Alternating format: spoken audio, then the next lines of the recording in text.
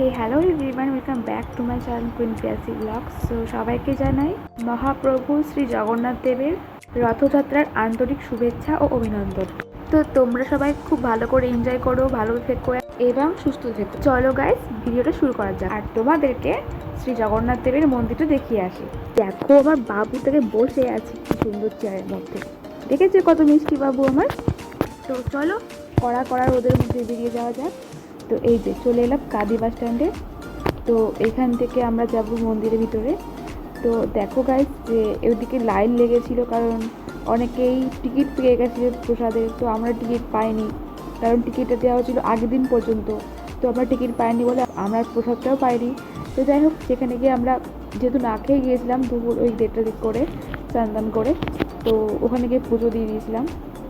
আর guys ভিডিওটা বেশি বড় করবো না, ছোটোখাটোর মতোই রাখলাম, কারণ আমি সেদিন ঘুরতে যাইনি, কোথাও রথ ফটোতে যাইনি। তো শুধু মন্দিরটাই ঘুরতে এসেছিলাম, মন্দিরটা দেখতে এসেছিলাম, পুজো দিতে এসেছিলাম মায়ের সাথে।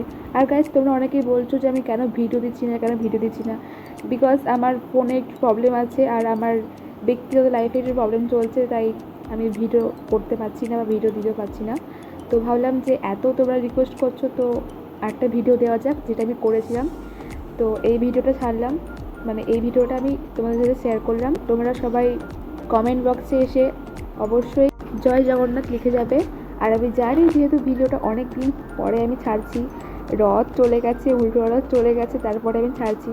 তো কিছু করার নেই গাইস, একটু ভিডিও আসতে লেট হচ্ছে, তোমরা একটু ম্যানেজ করে নিও। তো এরপরে আমি মায়াপুরের ব্লগটাও ছেড়ে দেবো, আপলোড করব।